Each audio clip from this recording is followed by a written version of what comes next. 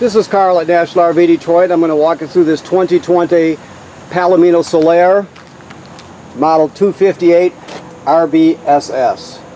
Okay, so this is not a floor plan video or a sales video. This is a how-to video.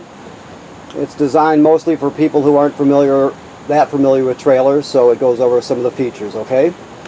All right. So first of all, it comes with a grill. The grill is inside the trailer. And the grill has a black LP line with quick connect fittings on it.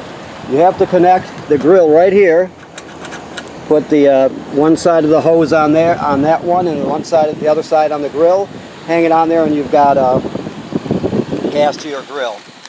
These two valves down here are low point drains. That's used when you're winterizing the trailer. It just gets the last bit of antifreeze out, so to speak. Okay, your refrigerator on the outside is a 110 AC. There's no switch or anything, so as soon as you plug the trailer in, it turns on. Your stairs, you can adjust the length of the legs by using that pin, pulling the pin out. There's one on each leg, and you can slide them up and down accordingly. Okay, storage here. Some people would use a TV, or you could do whatever you want, whatever. Plus, you have a TV hook up here. You got a mount plus. Video plus power, so I guess that would make more sense to do it there, huh? All right, so this is the service panel for your refrigerator.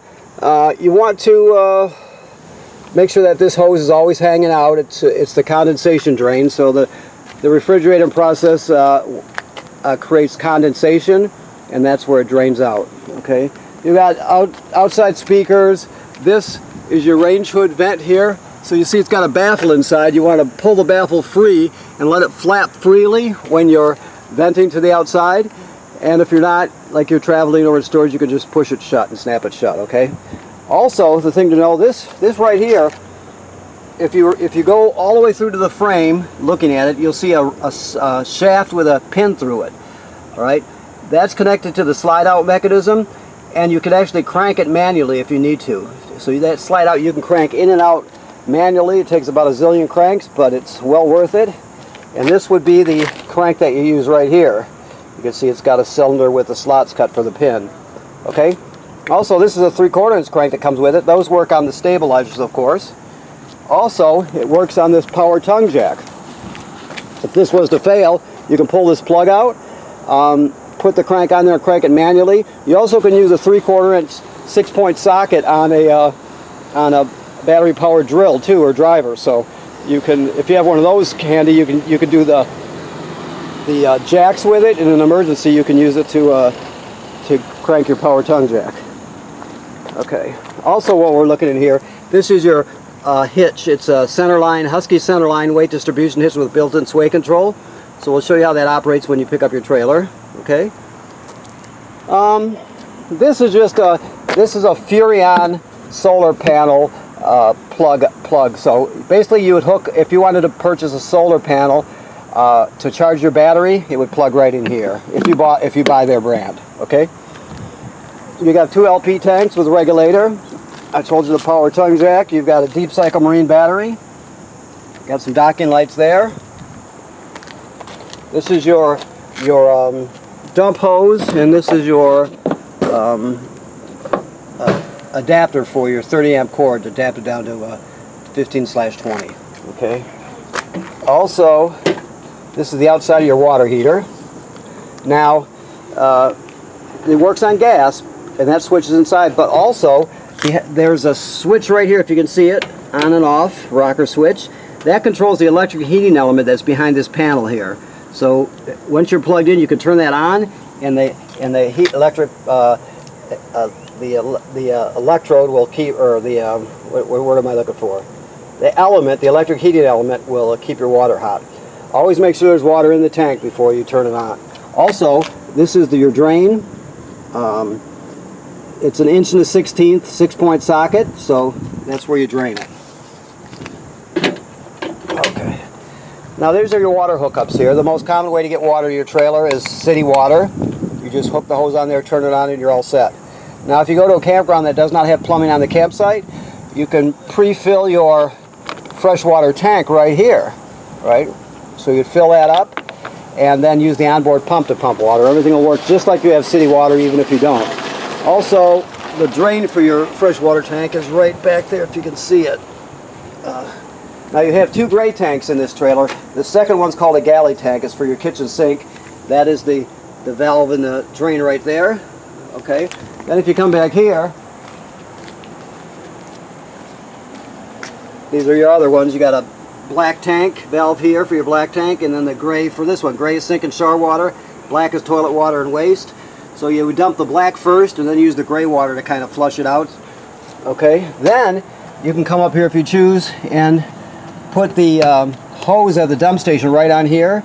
Like it says on this sticker here, always make sure the valve is open, so you want the black valve open. Then you turn on the water and it'll spray out the inside of your black tank and clean it out really well, clean the sensors off, that sort of thing, okay? This is your 30 amp cord, 30 amp, 30 feet long.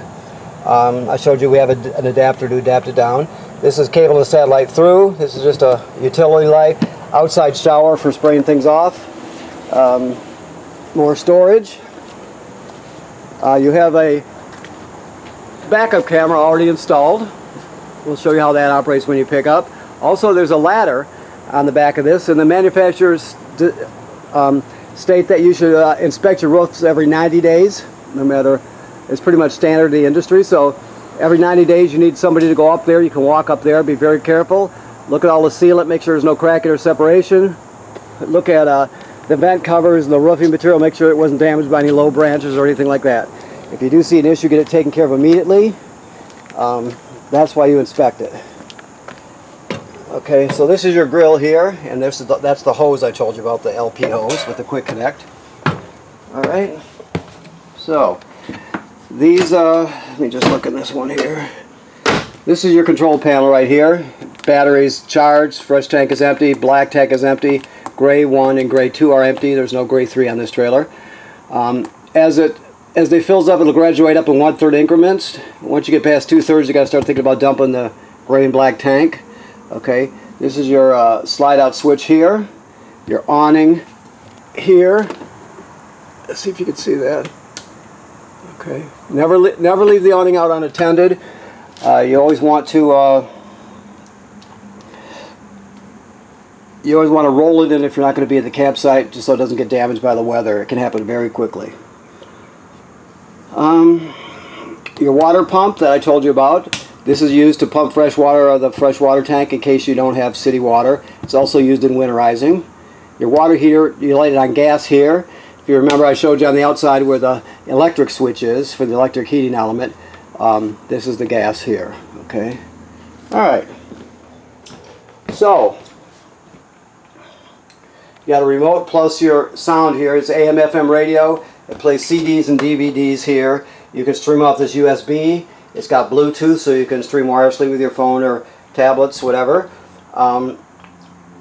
It also has 2 or 3, let's look here, 2 speaker zones. 1 is inside the trailer, 2 is outside the trailer. So there's a lot you can do with it. Also, you hang your TV here, there's a backer. And keep in mind that this is your signal booster. You can see it's red right there. You can turn it on and off with this button right here. But you want to leave it on anytime you're using over-the-air, anytime you're using the antenna to get your picture in your TV, you want to have it on or you'll get a lousy picture. So it's important to use the booster when you're using the antenna. Okay, I went a long way to say that, something so simple. Okay, so the refrigerator's gas absorption means it works on 110 AC or LP gas. So that's on and off there, but right here it's on auto. Auto is where you're normally going to have it. Auto means electric. It always seeks out electricity first. Now if it can't find the electricity, it'll switch to gas. Or better yet, if you're away for the day and you have a power outage at the campground, it'll sense it and switch over to gas and light it on gas, and that way you won't spoil your food. So that's where you're almost always going to want it. You can dedicate it to gas if you want by doing that, but if you don't and there's no AC power, it'll switch to gas automatically. Now this little object here is called a Thermistor. It's inside this clip here on this fin. Like the sticker says, the higher you go with it, the cooler, the lower, the warmer. So you want that up all the way.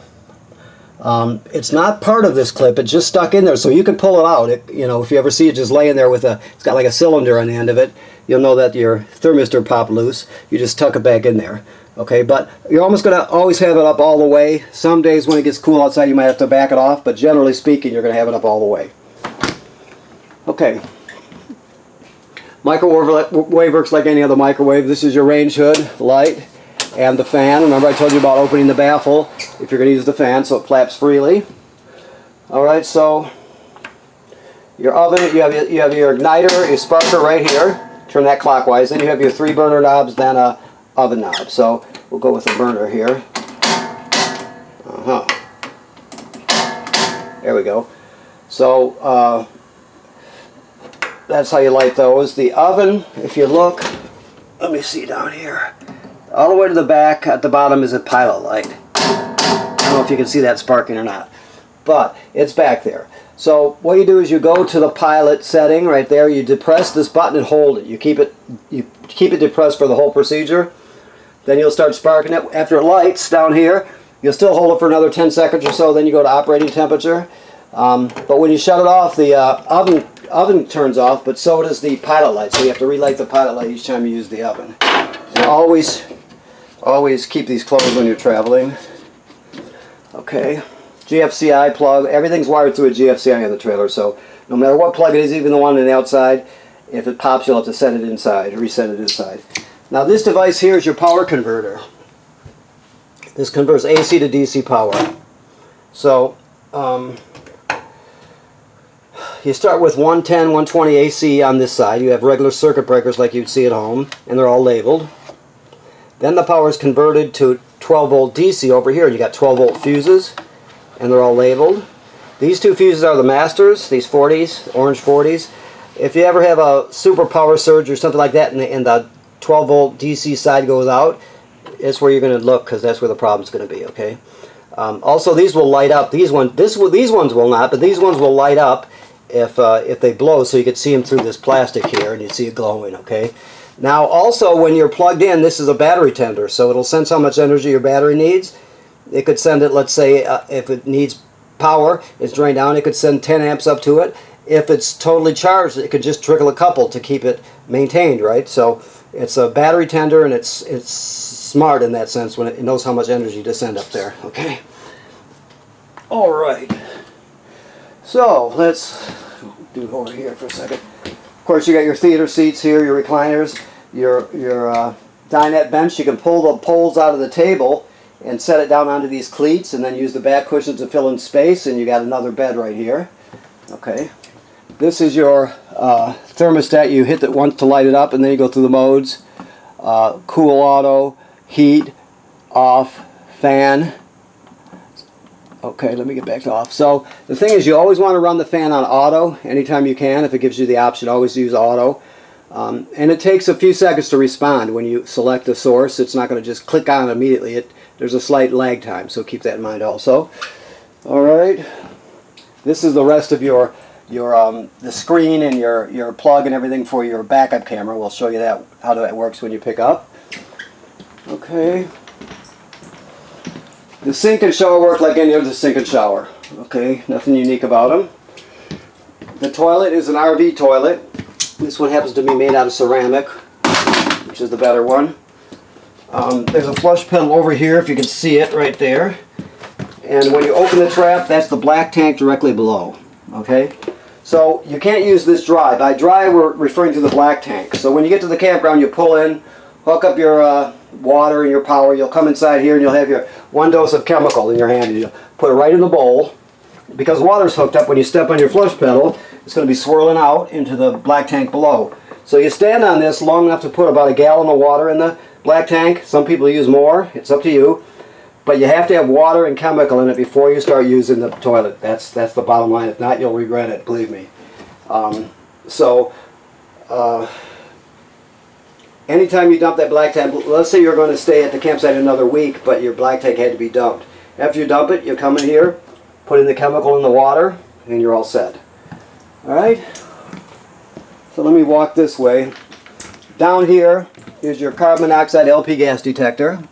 Should always be green like it is, okay? If not, get it serviced. If it goes off, you take everybody outside, leave the door open, shut the gas off at the front, and figure out what's going on. Alright. Your bedroom. Excuse me. Your bed pulls up and there's storage underneath. You have a TV hookup here. You know, the backer plate where that sticker is, and then you got the hookups right next to it. Your emergency exit window works like this. You're just going to push it all the way through, and then you grab hold of this red tab and pull it out, and you can escape in an extreme emergency, like a bill collector or something at the door, you know. Okay. So let me look around here. I think we've covered it. Okay, so first of all, thanks. Oh, one more thing. This is your 3-speed fan. Okay. Now you can select the speed right here. There's a lock on it here. You want to unlock it before you open it. It keeps it from floating up when you're going down the road. And then this is where you crank it open. You know, with the lid open. It has a vent mate cover over it, so you can open it up during the rain and everything. Anytime you use the shower, you're going to use this on at least one, because these trailers are built super tight these days, and it'll pull the humidity right out. Let's say you got a bunch of people over one night. It's the time of year where you're getting condensation from your breath and that sort of thing. If you put this on one, open it up and put it on one, it'll pull all that out, and there'll be no issues at all with it. So it's a really good fan, and it's important at times. Okay. All right. So I want to thank you for purchasing your trailer here at National RV Detroit, and I want to remind you again what I said about inspecting the roof every 90 days. Make sure you get that taken care of. Odds are you won't have to do anything for a long time, but that's why you're inspecting it. And that's not this trailer. That's every trailer ever made. They're all the same in that sense. And people tend not to inspect them enough, so it's an important thing to do. Okay? Thank you very much.